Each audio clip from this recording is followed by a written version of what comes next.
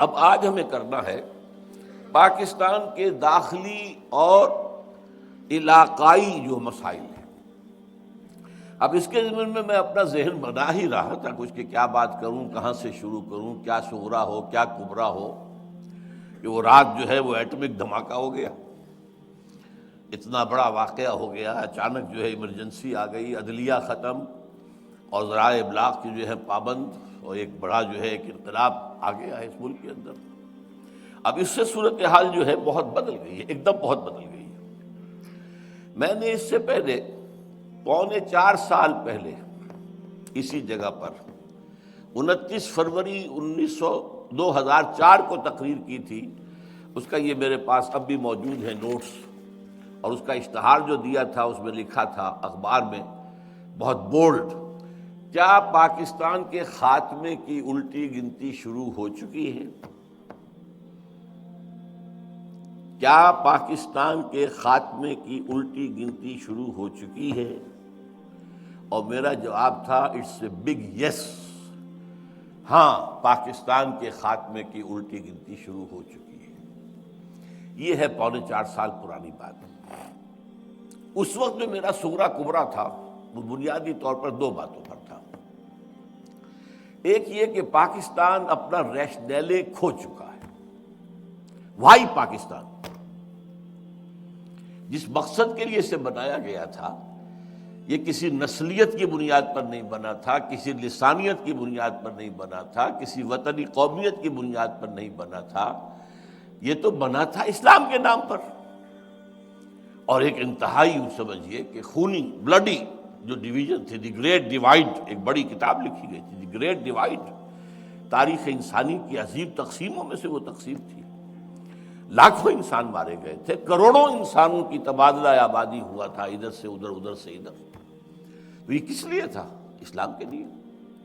اب ظاہر بات ہے کہ جب یہ ایک آئیڈیالوجیکل اسٹیٹ تھی اور یہاں وہ آئیڈیالوجی جو ہے نہ پروموٹ کی گئی نہ نافذ کی گئی، تو it has lost its raison d'être. یہ جو فرانسیسی ایک لفظ ہے ریزون دی ایتھل، یعنی کسی چیز کے وجود کا سبب، جو اس کا وجود کا سبب ہے۔ ریزون وہ ریزن، انگریزی میں ریزن آپ کہیں گے تو وہ ریزون ہے، ریزون دی ایتھل۔ تو یہ کسی چیز کے لیے وجہ جواز، what's the justification? Pakistan has lost its justification, it's a failed state. یہ بات جو ہے ثابت ہو چکی ہے کئی سال پہلے کی، بلکہ میں نوٹ کر کے بھی لایا ہوں ایک شخص کا، ایک بہت بڑا صحافی رابرٹ کیلان، اس نے 20 ستمبر 2000 کو مضمون لکھا تھا پاکستان از اے فیلڈ اسٹیٹ، اور بہت جلد اس کے اندر خانہ جنگی شروع ہوگی اور انارکی پیدا ہوگی، اور پھر یہ ملک ختم ہو کر افغانستان میں مدغم ہو جائے گا۔ یہ رابرٹ کیلان کا مضمون ہے کہ جو چھپا تھا جنگ کے اندر بھی، تو اس حوالے سے میں نے اس کا صرف آپ کو یاد دہانی کرائی ہے۔ تو پہلی بات تو یہ کہ پاکستان کا جو ریشنیلے ہے، ریزون دی ایتھل ہے، وہ ختم ہو چکا ہے۔ اور دوسرا مذہبی اعتبار سے یہ کہ ہم نے اللہ سے جو بدعہدی کی، وعدہ خلافی کی، اس کی زبردست سزا ہمارے اوپر مسلط ہو چکی ہے۔ اس کی ایک سزا ہے معنوی سزا، وہ فزیکل نہیں ہے، معنوی ہے۔ وہ کیا ہے؟ نفاق ہمارے دلوں کے اندر پلا دیا گیا ہے۔ دنیا کی منافق ترین قوم ہے مسلمانان پاکستان، منافق ترین قوم، اس لیے کہ اللہ کا قاعدہ ہے، اللہ نے بیان کیا ہے قرآن میں، جب کوئی قوم اللہ سے کوئی عہد کرتی ہے، اے اللہ اگر ہمیں یہ دے دے گا تو ہم پھر تیرے بڑے نیک بندے بن جائیں گے اور یہ کر دیں گے اور وہ کر دیں گے، اللہ وہ وعدہ پورا کر دیتا ہے، تو اس کے بعد وہ وعدہ خلافی کرتی ہے قوم، تو اس کی سزا کیا ہے؟ فَعَاقَبَ فِي قُلُوبِهِمْ نِفَاقًا، ان کے دلوں میں اللہ تعالی نفاق پیدا کر دیتا ہے دنیا کے اندر۔ یہ معنوی سزا ہے۔ اس نفاق کی وجہ سے باہمی منافقت ہو گئی، نفاق ہو گیا، اب وہ قوم نہیں رہی، قومیتیں ہو گئی۔ وہ قوم اب کہاں ہے؟ وہ جو قوم ایک تھی، ایک جھنڈے تلے، مسلم لیگ تلے، وہ قوم اب کہاں ہے؟ ڈھونڈ اب اس کو چراغ رخ زیبا لے کر، اس کا تو کوئی وجود ہی نہیں ہے۔ قومیتوں میں تحلیل ہو چکی ہے، عصبیتوں میں تقسیم ہو چکی ہے، علاقائیت بھی ہے، نسلیت بھی ہے، لسانیت بھی ہے، اور مذہبی تفرقے بھی ہیں، وہ تو پارا پارا ہو چکی ہے۔ اس اعتبار سے نفاق باہمی یہ نفاق کی ایک شکل ہے۔ نفاق کا دوسرا نتیجہ ہوتا ہے کردار کا دیوالہ نکل جانا، جو حدیث میں آیا ہے، 2 حدیثیں ہیں۔ منافق کی نشانیاں 3 ہیں، جس میں تینوں ہیں پکا منافق ہے، اور جس میں ایک ہے تو اسی درجے میں منافق ہے۔ جب بولے جھوٹ بولے، جب وعدہ کرے خلاف ورزی کرے، جب امین بنایا جائے تو غبن کرے، خیانت کرے۔ اب یہ یارڈ سٹک لے کر اپنے معاشرے کو آپ ناپ لیجئے، from which ever angle you like, جدھر سے چاہیں اس کا جو سیکشن ہے کاٹ لیجئے اپنی قوم کا۔ معلوم ہوگا کہ جو جتنا بڑا ہے اتنا ہی بڑا جھوٹا، جو جتنا بڑا ہے اتنا ہی بڑا وعدہ خلاف، جو جتنا بڑا ہے اتنا ہی بڑا غبن کرنے والا۔ بلینز کے غبن ہوتے ہیں۔ اب تو کہا جا رہا ہے 90 کھرب روپیہ جو ہے وہ بے نظیر لے گئی، اللہ جانے۔ اب ہم تو یہی سن ہی سکتے اور تو کچھ نہیں کہہ سکتے۔ اس 90 میں سے 1 کھرب اس نے استعمال کیا ہے اپنے اس جو بھی اس نے اپنا کروایا ہے استقبال۔ کہہ رہے ہیں لوگ، اللہ جانے واللہ عالم۔ بہرحال سرے ملک جو اس کا محل ہے اس کا انکار وہ نہیں کر سکتی، چاہے پرٹیکولرلی اس کے نام پر نہ ہو، ہے تو صحیح۔ اور سوئٹزرلینڈ کی عدالتیں جو ہیں وہ تو اب بھی اس کا پیچھا کر رہی ہیں، وہ اپنے ان فیصلے کو لے کے کھڑی ہوئی ہے۔ اب ہمارا مدعی بیٹھ جائے تو اور بات ہے، حکومت جو ہے وہ خود بیٹھ جائے جو مدعی تھا، تو ظاہر بات ہے کہ پھر اس کے بعد تو کوئی سوال پیدا نہیں ہوتا مقدمے کے چلنے کا، لیکن وہ عدالت تو کھڑی ہے اب بھی۔ تو بہرحال دوسرا جو ہے وہ نفاق باہمی کے بعد یہ جو انسانی اخلاقیات کا جنازہ نکلا ہے اس ملک سے، واقعتاً وہ بھی اسی نفاق کا نتیجہ ہے۔ اور تیسرے یہ کہ سب سے بڑا منافقت کی علامت ہمارا دستور ہے، کہنے کو سارا اسلام اس میں لکھا ہوا ہے، حقیقت میں زیرو ہے۔ تمام اسلامک پروویژنز ان ایفیکٹو ہیں، کوئی ان کی مؤثر ہونے کی شکل نہیں ہے، لکھا ہوا ہے۔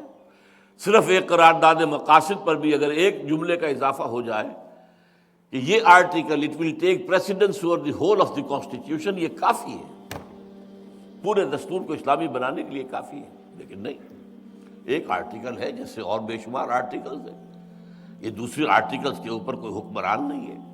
اور آپ کے جسٹس نسیم حسن صاحب نے یہ فیصلہ دیا تھا چیف جسٹس کی حیثیت سے۔ تو اسی طریقے سے کوئی قانون سازی کتاب و سنت کے منافی نہیں کی جائے گی، اس کو بھی اٹیچ کر دیا گیا کاؤنسل آف اسلامک آئیڈیالوجی سے۔ وہ رپورٹیں دیتی رہے گی، رپورٹوں کے انبار لگ گئے، الماریاں بھر گئی، کوئی ایک رپورٹ بھی آج تک پارلیمنٹ میں پیش نہیں ہوئی، کسی ایک رپورٹ کی بنیاد پر بھی کوئی قانون سازی نہیں ہوئی۔ اور ہمارا وہ جو ایک ڈکٹیٹر آیا تھا اسلام کے نام پر، ضیاء الحق، اس نے فیڈرل شریعت کوڈ بنائی تو اس کو 2 ہتھکڑیاں پہنا دی، 2 بیڑیاں ڈال دی، دستور پاکستان تمہارے دائرے سے خارج، جوڈیشل پروسیجرل لاز تمہارے دائرے سے خارج، مسلم فیملی لاز تمہارے دائرے سے خارج، اور یہ کہ جو فسکل لاز ہیں مالیاتی وہ بھی 10 سال تک خارج۔ رہ کیا گیا؟ فریب، جھوٹ، دھوکہ دینے کے لیے دنیا کو فیڈرل شریعت کوڈ۔ اب روپے کروڑوں خرچ ہو رہے، تنخواہیں ہیں، سب کچھ ہے، یہ سب ایکسرسائز ان فیوٹیلیٹی۔ اس اعتبار سے یہ 2 پہلو ہیں جو میں گنتا رہا ہوں۔ اب تیسرا پھر عذاب اللہ کی طرف سے ایک آیا تھا جو فزیکل عذاب ہے، وہ سن 71 میں آ گیا تھا، ملک 2 لخت ہوا، بدترین شکست ہوئی۔ اور میں ہمیشہ سے کہتا چلا آ رہا ہوں، یہ اچھی طرح نوٹ کر لیجئے کہ جس طریقے سے بنی اسرائیل پر جو تباہی آئی تھی نبوکدنضر کے ہاتھوں، تو اس سے پہلے جو ہے بہت سے اللہ کے نبی جو ہیں انہیں اس کی جو ہے وہ وارن کرتے رہے تھے۔ ان میں سے میں کچھ نام بھی نوٹ کر کے لایا تھا، یشعیاہ، یرمیاہ، حزقیل۔ وہ کہتے تھے کہ لوگوں، اے بنی اسرائیل، درخت کی جڑ پر کلہاڑا رکھا جا چکا ہے، ہوش میں آ جاؤ، توبہ کرو، باز آ جاؤ۔ لیکن کسی کے کان پہ جوں تک نہیں رینگی۔ وہی کام میں کر رہا ہوں، 10-15 سال سے کر رہا ہوں، ہوش میں آؤ، تباہی اور بربادی تمہارے جو ہے دروازے پر کھڑی ہوئی ہے، برباد ہو جاؤ گے۔ یہ محل تو تم نے بنا لیے ہیں ڈیفنس آف سوسائٹی کے، ان میں رہنا تمہیں نصیب ہوگا یا کوئی اور آ کر رہے گا؟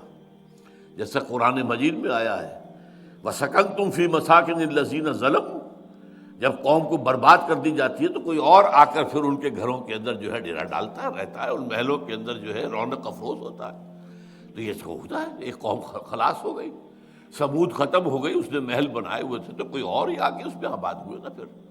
تو یہی ہوگا، دیکھنا ان بستیوں کو تم کے ویراں ہو گئی اور درخت کی جڑ پر کڑھاڑا رکھا جا چکا ہے۔ یہ میں کہہ رہا ہوں، 15 سال سے کہہ رہا ہوں، لیکن یہ ہے کہ مجال نہیں، نہ عوام کے کان پہ کوئی جوں رینگی ہے، سوائے اس کے کہ آپ حضرات آ جاتے ہیں، بڑا کرم کرتے ہیں، میری باتیں سن لیتے ہیں، کڑوی کسیلی باتیں بھی سن لیتے ہیں، لیکن کوئی حلقہ ہمارے ہاں کا مؤثر، کوئی دینی جماعت، کوئی دینی تنظیم کچھ سوچنے کو تیار نہیں، کوئی لمحہ فکریہ اس کے لیے نہیں۔ یہ ہیں وہ 3 باتیں جس کی بنا پر آج سے 3.25 سال پہلے میں یہ کہہ چکا ہوں کہ پاکستان کے خاتمے کی الٹی گنتی شروع ہو چکی ہے۔ اب آج جو کچھ میں کہہ رہا ہوں آپ سے وہ یہ ہے کہ آج محسوس ہوتا ہے کہ وہ گھڑی بالکل سر پر آ گئی ہے، تباہی عین ہمارے دروازے پر آ کر دستک دے رہی ہے، ایک آتش فشاں ہے جس پر کہ اس وقت ملک بیٹھا ہوا ہے۔ یہ پھٹے گا تو کیا ہوگا اس کا آپ اندازہ نہیں کر سکتے۔ آپ غور کیجئے، اب ذرا میں چاہتا ہوں کہ پاکستان کا خارجی جو ہمارے علاقائی معاملات ہیں اور پھر داخلی جو حالات ہیں ان کا ایک جائزہ اس وقت پیش کروں۔ سب سے پہلے یہ کہ ہماری سب سے لمبی سرحد بھارت کے ساتھ ہے۔ بھارت پیدائشی دشمن، ہندو نے پاکستان کو دل سے ہرگز ہرگز ہرگز تسلیم نہیں کیا۔ ہر ہندو کے دل میں ناسور ہے پاکستان۔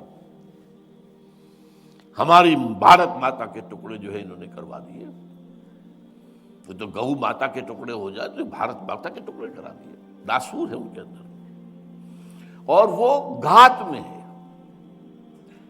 جیسے سن 71 میں ہوا تھا، جو صورتحال ہماری غلطیوں اور حماقتوں سے مشرقی پاکستان میں پیدا ہو گئی تھی، اس کا بہترین فائدہ اٹھایا بھارت نے۔